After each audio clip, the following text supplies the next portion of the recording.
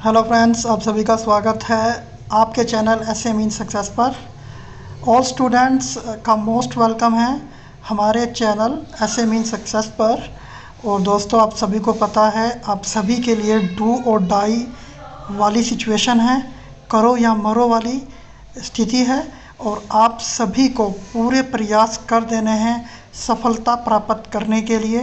इस बार आपके हाथ में जॉब होनी पक्की है।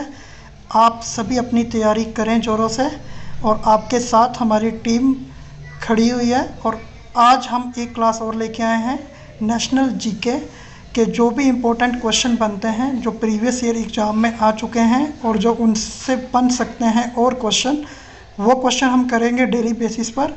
तो आज की क्लास में हम नेशनल जीके के जो इम्पोर्टेंट एमसीक्यू बनते हैं उनको देखेंगे। तो चलिए शुरुआत करते हैं आज की क्लास की हम।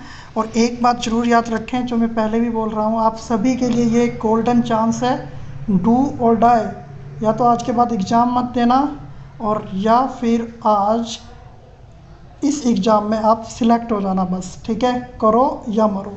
ओके, तो चलिए शुरुआत करते हैं वीडियो की। और आज का हमारा पहला क्वेश्चन है, आप सभी के सामने है, मौलिक अधिकार भारत के संविधान के किस भाग में है? देखिए, जो फंडामेंटल राइट हैं, फंडामेंटल राइट जो एक भारत के संविधान का इम्पोर्टेंट पार्ट है, अंग है, तो ये जो संविधान के अंदर किस भाग में अंकित है? आपको पता है कि हमारे संविधान में जो हैं 22 भाग हैं और 12 अनुसूची हैं। तो किस भाग के अंदर जो भारत के संविधान में है मौलिक अधिकार मिलते हैं? तो ऑप्शन है 2, 3, 4 या 5। कौन सा भाग है? तो भाग नंबर 3 के अंदर मौलिक अधिकारों का वर्णन किया गया है। मौलिक अधिकार अनुच्छेद नंबर 12 से 35 तक हैं। मौलिक अधिकार किस कंट्री से लिए गए हैं, आप मुझे कमेंट करके बताएं। सभी बच्चे जल्दी जल्दी कमेंट करें वीडियो पर। तो किससे लिए गए हैं मौलिक अधिकार? मौलिक अधिकार भारतीय संविधान में यूएसए से लिए गए हैं, यूनाइटेड स्टेट ऑफ अमेरिका से मौलिक अधिकारों को लिया गया है, फंडामेंटल राइट। तो यहाँ पर याद रखना है आपको, इम्पोर्टेंट सेक्शन है भारतीय संविधान का जिससे क्वेश्चन बनते हैं। तो एक क्वेश्चन और बनता है यहाँ पे, अनुच्छेद 32 के कंसर्न में कई बार पूछ लिया जाता है, जिसको तो अनुच्छेद नंबर 32 को भारतीय संविधान की आत्मा कहा गया है। डॉक्टर भीमराव अंबेडकर ने एक स्टेटमेंट दिया था और वो काफ़ी बार पूछ लिया जाता है। 32 में होता क्या है? 32 में हमारे पास एक स्पेशल पावर होती है। अगर कहीं पर भी हमारे जो फंडामेंटल राइट हैं अगर वो फुलफ़िल नहीं हो रहे हैं, तो हम डायरेक्ट सुप्रीम कोर्ट में जाकर चैलेंज कर सकते हैं। State government, other central government, कहीं पर भी किसी भी प्लेस पर वो हमको फुलफ़िल नहीं हो पा रहे हैं, तो हम ये डायरेक्ट अपील वहाँ पे कर सकते हैं, ठीक है? चलिए नेक्स्ट क्वेश्चन है हमारे पास, ये देख लेते हैं। क्वेश्चन है हमारा ज्योग्राफी से संबंधित है। कर्क रेखा कितने डिग्री अक्षांश से होकर गुजरती है? 23.5 degree south, 23.5 degree north, 23.5 degree north south, 23.5 degree east. देखिए, अगर बात करते हैं अर्थ की, तो 3 महत्वपूर्ण रेखाएं हैं, अक्षांश हैं। एक तो हमारा 0 डिग्री अक्षांश होता है, जिसको हम क्या बोलते हैं? भूमध्य रेखा बोलते हैं। एक हमारा नॉर्दर्न हेमिस्फेयर में होता है 23.5 डिग्री नॉर्थ पर, और एक हमारा साउदर्न जो है, साउथ जो दक्षिणी हेमी गोलार्ध है उसमें होता है। तो यहाँ पर ये कितना होता है? ये 23.5 डिग्री साउथ होता है। तो जो कर्क रेखा है बेटा, वो कौन सी होती है? वो 23.5 डिग्री नॉर्थ में होती है, ठीक है? तो ऊपर वाली जो है ये हमारी कर्क रेखा होती है, नीचे हमारी जो है ये मकर होती है, और बीच में अभी मैंने आपको बता दिया ये भूमध्य रेखा होती है, ठीक है? तो राइट आंसर रहेगा ऑप्शन बी। चलिए नेक्स्ट क्वेश्चन लेते हैं जल्दी से। आप लोग साथ की साथ कमेंट करते रहें, कमेंट सेक्शन में बताते रहें राइट आंसर क्या है। चलिए अगला क्वेश्चन है, शिक्षा का अधिकार किस अनुच्छेद से प्राप्त होता है?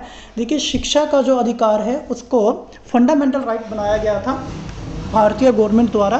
तो वो जो एक्ट पारित किया गया था, RTE बोलते हैं उसे, right to education, right to education 2009 में शुरू हुआ था। और इसके कंसर्न में एक अनुच्छेद जो है फंडामेंटल राइट में इंसर्ट किया गया था। आपको बताना है वो कौन सा है। 21 है, 21A है, 20 है या 20A है? तो जल्दी से कमेंट करें आप सभी बच्चे जल्दी से। तो देखिए, जो यहाँ पर राइट आंसर बनता है वो बनता है 21A। 21A क्या है? राइट टू एजुकेशन, ठीक है? जो प्राइमरी एजुकेशन का जो राइट है 5 से 14 वर्ष के बच्चों के लिए, वो इस सेक्शन के अधीन आता है। यहाँ पर 21 और 20 ये बहुत इंपॉर्टेंट आर्टिकल हैं। ये किसी भी सिचुएशन में, एमरजेंसी की सिचुएशन में भी इनको निगलेक्ट नहीं किया जा सकता है। और यहाँ पे बात की जाए तो एक रहता है हमारा liberty. Liberty means life, life की लिबर्टी, जिंदगी जीने का अधिकार इसमें आता है। तो ये भी इम्पोर्टेंट है हमारे लिए। अगले क्वेश्चन देखते हैं जल्दी से। भारत का नेपोलियन किसे कहा जाता है?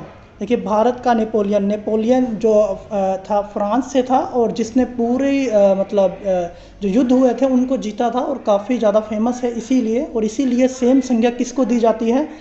चंद्रगुप्त को, समुद्रगुप्त को, कुमारगुप्त को या श्रीगुप्त को? तो सभी बच्चे जल्दी से आंसर करें, कमेंट में बताएं क्या आंसर है। तो ये किसको कहा जाता है? समुद्रगुप्त को।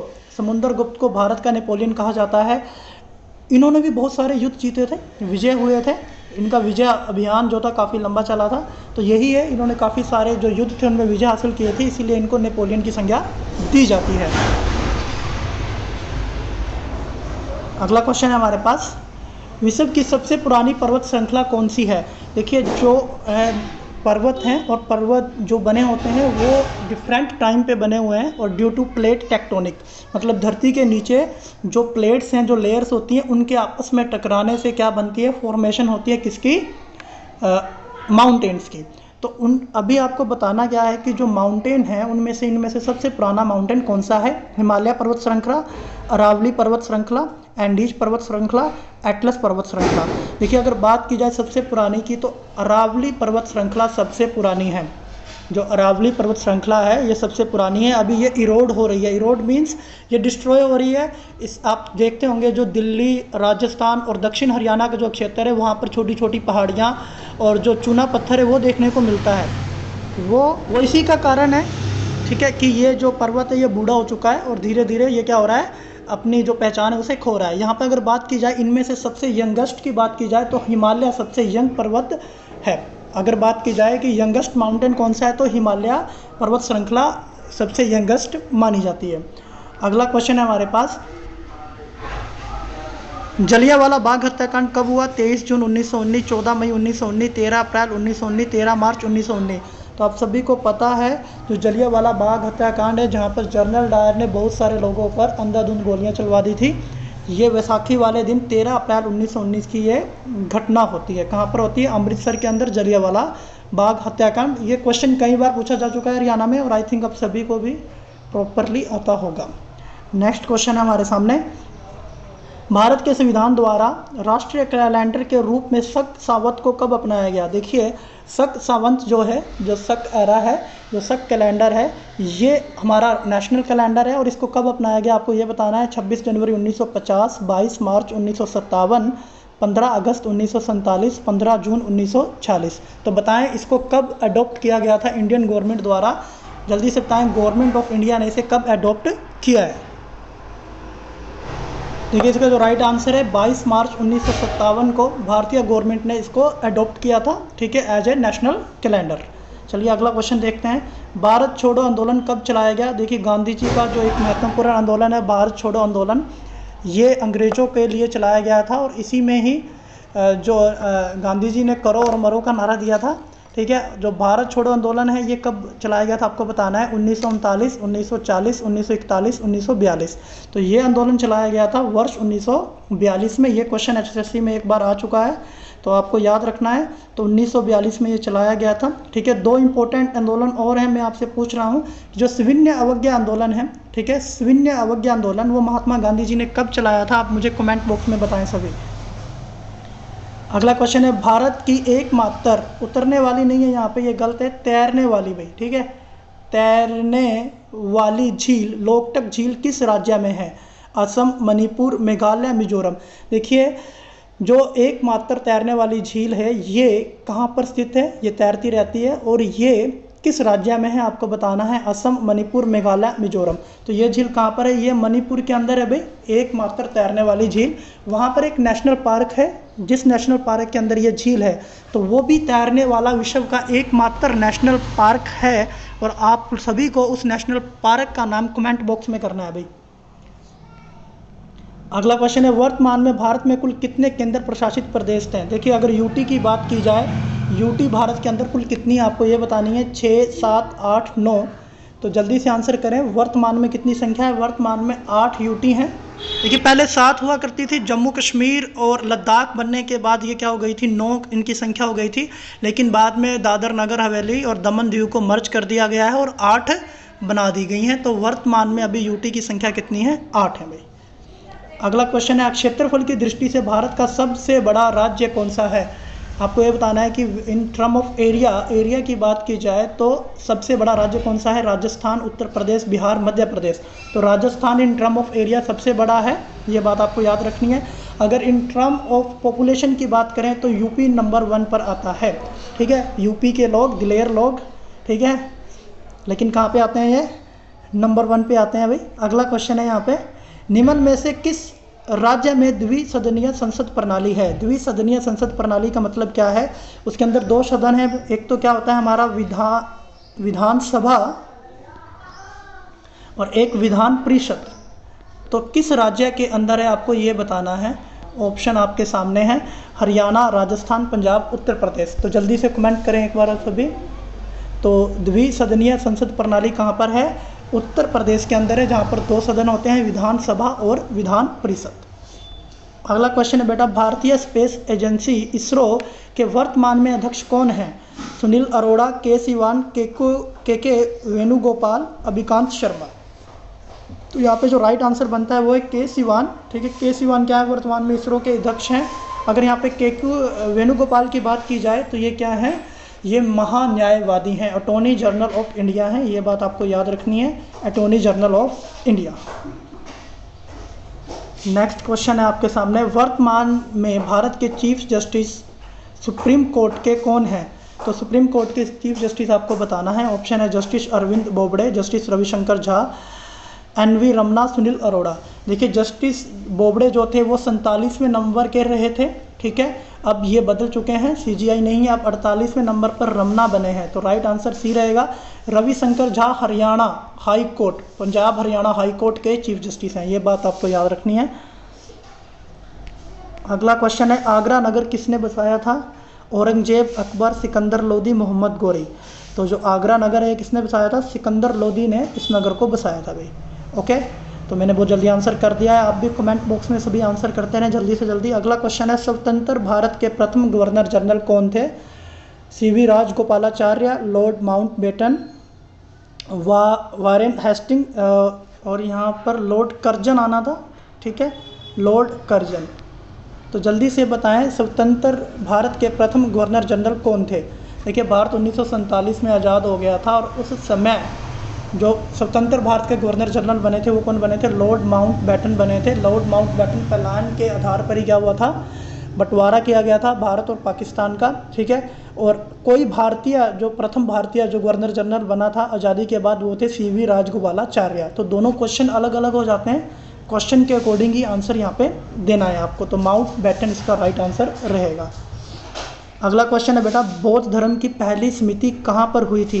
देखिए बौद्ध धर्म की 4 महत्वपूर्ण संगतियाँ हुई थी और उसमें से जो सबसे पहली हुई थी आपको वो बतानी है कहाँ पर हुई थी। वैशाली, पाटलिपुत्र, कुशीनगर, राजगिरी। तो पहली जो हुई थी अजातशत्रु के समय में हुई थी। देखिए 4 हुई थी, पहली अजातशत्रु, दूसरी जो हुई थी बेटा काल अशोक या काला अशोक, ठीक है, तीसरी हुई थी अशोक के समय में और चौथी हुई थी फिर कनिष्क, ठीक है, जो राजा कनिष्क आ जाते हैं उनके समय में। संगति कब हुई थी? पहली बौद्ध संगति जो हुई थी हमारी वो किसके कार्यकाल में हुई थी? अजातशत्रु के कार्यकाल में हुई थी। किसके कार्यकाल में? अजातशत्रु के कार्यकाल में हुई थी भाई, ठीक है, हुई थी भाई। अगला क्वेश्चन है, जिम कॉर्बेट नेशनल पार्क किस राज्य में स्थित है? हिमाचल प्रदेश, उत्तराखंड, हरियाणा, उत्तर प्रदेश। देखिए भारत का पहला नेशनल पार्क भी इसे बोला जाता है जिम कॉर्बेट नेशनल पार्क। इसका पहले नाम हुआ करता था हेली नेशनल पार्क बोला जाता था, इसी का नाम बदलकर बाद में क्या रख दिया गया? Jim Corbett national park. और ये कहाँ पर है? ये उत्तराखंड के अंदर स्थित है भाई। अगला क्वेश्चन है, सूर्य को समर्पित गायत्री मंत्र किस वेद में अंकित है? देखिए जो गायत्री मंत्र है ये किस वेद से लिया गया है? ये सूर्य को समर्पित है। जो कौन सा वेद है आपको ये बताना है। ऋग्वेद, सामवेद, अथर्ववेद, अर्थवेद, यजुर्वेद। देखिए हमारे पास 4 वेद हैं, आप सभी को पता है, और चारों वेद में से किस वेद के अंदर इसका वर्णन है? आपको पता है कि ऋग्वेद के अंदर इसका वर्णन मिलता है, तीसरे मंडल के अंदर इसका वर्णन किया गया है। और ये किसको समर्पित है? सूर्य को समर्पित है ये मंत्र, गायत्री मंत्र। नेक्स्ट क्वेश्चन है, भारत और श्रीलंका के बीच कौन सी जल संधि है? देखिए जल संधि एक प्रकार से वो क्षेत्र होता है जो 2 जो लैंड है, लैंड स्पेस है, उनको जोड़ता है। तो देखिए यहाँ पे नीचे श्रीलंका है और यहाँ पे नीचे जो इंडिया बनता है, ठीक है। तो यहाँ पर एक नैरो सा जो पास है, इसी को हम क्या बोलते हैं, जल संधि बोलते हैं, स्ट्रेट बोलते हैं। तो क्या नाम है, डेविस जल संधि, पाक जल संधि, 9 डिग्री चैनल या 10 डिग्री चैनल। तो यहाँ पे बात करते हैं तो यहाँ पे पाक जल संधि है, वो है किसके बीच, इंडिया और जो श्रीलंका है उसके बीच ये क्या करती है, पासिज बनाती है। अगला क्वेश्चन है हमारे सामने, निम्न में से किस देश के साथ भारत सबसे अधिक सीमा साझा करता है। जो भारतीय का जो लैंड बॉर्डर है वो सबसे अधिक किसके साथ है, आपको ये बताना है। तो आपके ऑप्शन है चीन, पाकिस्तान, बांग्लादेश, अफगानिस्तान। तो सबसे अधिक जो लैंड बॉर्डर है हम किस, तो ये बांग्लादेश के साथ इसको शेयर किया जाता है भाई, ठीक है। देखिए आज की वीडियो में हमारे क्वेश्चन यही तक थे। आज की वीडियो यहाँ पे समाप्त होती है। उम्मीद करता हूँ आप सभी को क्वेश्चन अच्छे लगे होंगे। जितने भी क्वेश्चन हैं हम चूज करते हैं कि ये क्वेश्चन आपके एग्जाम के लिए बन सकता है। वैसे तो जीके में बहुत ही बड़ा पोर्शन है, बट टाइम कम है। हम कोशिश करेंगे मैक्सिमम से मैक्सिमम प्रैक्टिस करवाने की आप लोगों को, और जितना भी हो सके आप चैनल को शेयर करें, सब्सक्राइब करें, लाइक ज़रूर करें वीडियो को, और कमेंट करके ज़रूर बताएं आप सभी को वीडियो कैसी लगी है। Thanks for